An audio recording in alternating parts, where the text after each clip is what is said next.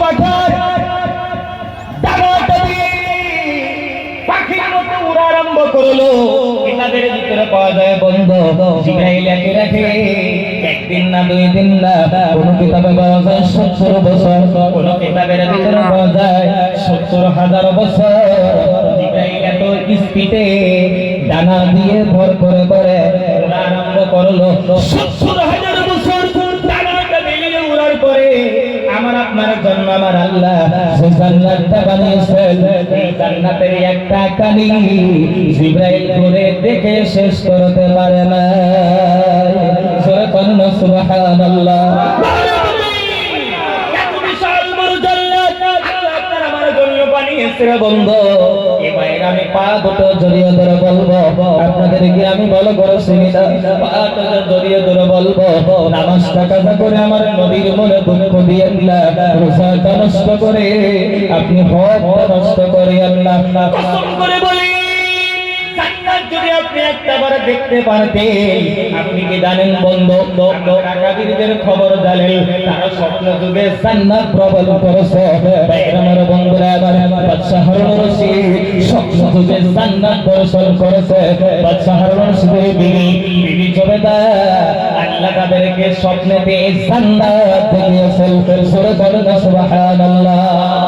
এই বন্ধুরে কি আপনাদের কি বুঝাবো, বুঝাবার মতো আমি আব্দুল মুকিতের ভাষা নাই।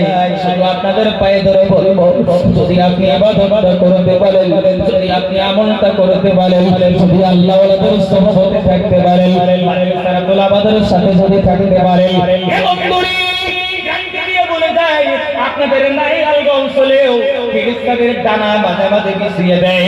বলবেন প্রমাণ বন্ধ, মাদ্রাসার বাচ্চাগুলো যখন কোরআনটা তেলাওয়াত করে রাস্তায় বেরিয়ে যায়, আমার আল্লাহ ফেরেশতাদেরকে বলে যা যা যা যা, এই মাদ্রাসার বাচ্চাদের সম্মানের খাতিরে তাদের পায়ের নিচে তোদের নূরের ডানাগুলো বিছিয়ে দে।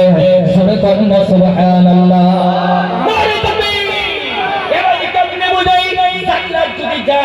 জান্নাত এমন জান্নাত, আপনার যদি টাকা আছে বন্ধু, পয়সা যদি আছে, আপনি একবার মসজিদে নববীর কাছে যান। জান্নাত যদি দেখতে চান বন্ধু, মসজিদে নববীর কাছে জান্নাতুল বাকি রয়েছে। সেই জান্নাতুল বাকির ভিতরে 10,000 জান্নাতি সাহাবার কবর।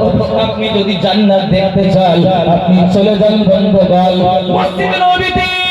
নবীর রওজা, নবীর মেম্বারের মধ্যবর্তী জায়গাটা হলো রিয়াজুল জান্নাত। আপনি জান্নাত দেখতে চাইলে আপনি মক্কাতে যান, মা খাদিজাতুল কুবরা বলে আছে জান্নাতুল মুআল্লার ভিতরে আপনি যান যান যান যান জান্নাত দেখতে পারবেন।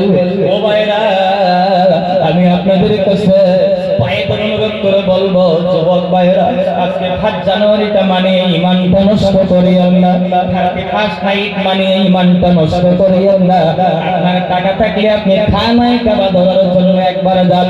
হুজুর দিয়েছে, আল্লাহর কসম করে বলি রে বন্ধু, খানায় কাবা দেখলে দিলটা এত শান্তি লাগে রে বন্ধুগণ। আমার দিকে তাকাইলে মনটা চায় না কাবার দিকে চোখটা ফিরিয়ে নিব। কাবার দিকে তাকাইলে দিলটা, আপনার দিলটা ভাঙবে থাকে। হায় রে হায়, আমি যদি আরো দেখতে পেতাম, আরো যদি দেখতে পেতাম। বন্ধুরে ওই জান্নাত আল্লাহ আমাদেরকে দিব। আমি আপনাদেরকে একটা গ্যারান্টি দিয়ে কথা বলে যাই, জান্নাতে যে যাবেন কিয়ামতের দিনে সর্বমোট মানুষ হবে জান্নাতীদের কাতার হবে 120 কাতার। আমি আপনি বন্ধু বিশ্বনবীর উম্মত 120 কাতারের ভিতরে আমরা নবীর উম্মত, আমরাই হব 80 কাতার।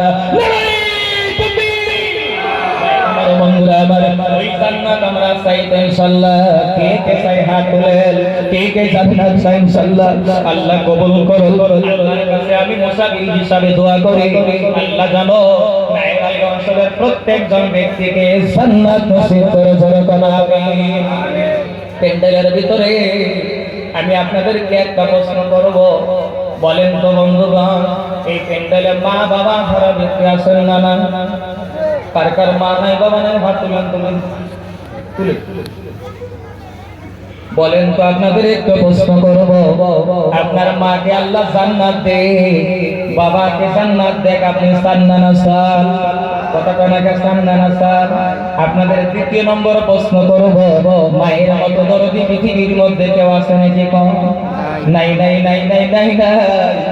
আমি গত পরশু দিন রাত্রেবেলা আমি বরপেটা জেলা পাকা বেদবাড়ি জামে মসজিদের সভা করে আস্তে আস্তে আমার ফজরের টাইম পার হয়ে গেছে, রাস্তাতেই ফজর হয়ে গেছে। সকালবেলা গাড়িটা যখন দরজার গেটে ঢুকাইছি, আল্লাহর কসম করে বলি আমার বাচ্চা দুটো উঠে নাই। মায়ের মা আমার গেটের ভিতরে আসছে, মার হাতে একটা তসবি দেখলাম। মায়ের চোখের দিকে তাকিয়ে দেখি মায়ের চোখ দিয়ে টলমল টলমল করে পানি পড়ে। আমি মায়ের দিকে লক্ষ্য করে ভাবলাম, আমি যে রাত্রে ঘুম পারি না, এটা অন্য কারো কষ্ট না লাগলেও আমার মায়ের মনে কষ্ট লাগছে। আমি মাঝে মাঝে যার জন্য বলি, যার মা নাই বাবা নাই, ও বুঝে মা কত বড় ধর। আজকে মাকে আপনি ডাকেন না। আমার ওই দিন একজন এসে বলে, হুজুর আমার ছেলেটা ব্যবসা করে, রাত্রেবেলা বাড়িতে আসে, দোকান করে রাত্রেবেলা বাড়িতে আসে। আজকে 9টা মাস হয়ে গেল, আমাকে একটা মা বলে ডাক দেয় না, আমাকে একটা মা বলে ডাক দেয় না। আমি রাত্রেবেলা আমার ছেলেটা যখন বাড়িতে আসে, আমি বালিশের উপরে মাথাটা লাগিয়ে দুইটা চোখের পানি ফেলে দিয়ে কান্না করি, আহারে আমার ছেলেটা বোধ আমাকে একটা মা বলে ডাক দিবি। আমার বন্ধুরা এখন শোনা না, এই কথা বলার 15 দিনও হয় নাই, আমি সবর বিরাশি করে মা ফেলে গেছি। 3 তেলা বাগের খোঁজ জায়গাটার না, সবার স্টেজ থেকে নামছে। একজন আমাকে ফোন করে, হুজুর ওই যে আপনাকে বলছিল ওই মহিলাটা আজকে ইন্তেকাল করলো। বলেন তো বন্ধু, মাকে দুনিয়ার মধ্যে সেই ছেলে ডাকলো না, এখন কবরে গেলে ডেকে কোনো লাভ হবে নাকি? বলেন এই যুবক ভাইরা, আমি মা বাবার বয়ান লম্বা কোনদিন করি না। বলবেন কেন? আমি আব্দুল মুফিদ আপনাদের কাছে আরো আসছি। আমি 18 বছর থেকে আপনাদের অঞ্চলে আসি, এমন কোন অঞ্চল নাই যেখানে আমি যাই নাই। ও যুবক ভাইরা, কেন আমি মায়ের কথা বলতে পারি না জানেন?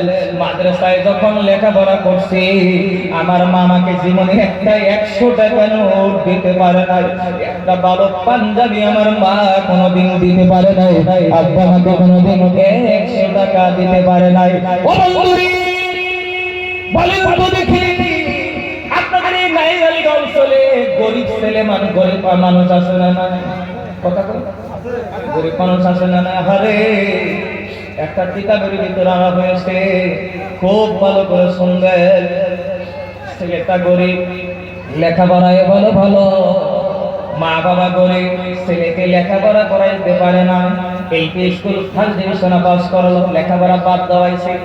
এলাকার একজন ধনী মানুষ, উনি বলল, আপনার ছেলে লেখাপড়ায় ভালো, ওনাকে লেখাপড়া বাদ দেওয়াই লাগে, আমার দেও, আমি লেখাপড়া করাই। কয় নিয়ে যান।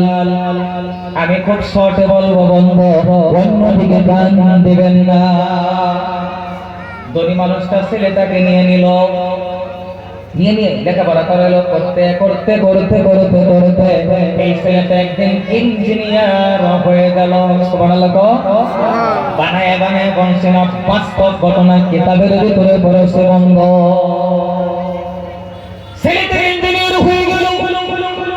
যেই বাড়িটা থেকে লেখাপড়া করছে, ওই বাড়িওয়ালা ছেলেটার বাবা মা বড় গরিব। বাবা মার কাছে এসে বলে, আপনার ছেলে তো ইঞ্জিনিয়ার হয়ে গেল, এদিকে লন্ডন থেকে সিটি আসছে চাকরির জন্য, আপনার ছেলেকে তো বিয়ে দেওয়া লাগবে। কয় বিয়ে কোন জায়গায় দিবেন? আমার একটা মেয়ে আছে, এটা দিয়ে বিয়ে দেন। কয় ঠিক আছে, আপনি পড়াইছেন, আপনি মেয়ে বিয়ে দিবেন তো ভালো কথা। ছেলেটা লন্ডনে বিয়ে শেষ, লন্ডনে চলে গেল চাকরির জন্য। অনেকদিন পরে এই ছেলেটা বাড়িতে আসবে। এই যে মুরব্বী বাবারা, ওনাদের জামানায়ও মোবাইল ছিল না, আপনাদের জামানায় চিঠি ছিল, ঠিক কিনা? চিঠি ছিল না? চিঠি ছিল বন্ধু। বল বল বল বল। ইঞ্জিনিয়ার লন্ডন থেকে বাড়িতে আসবে,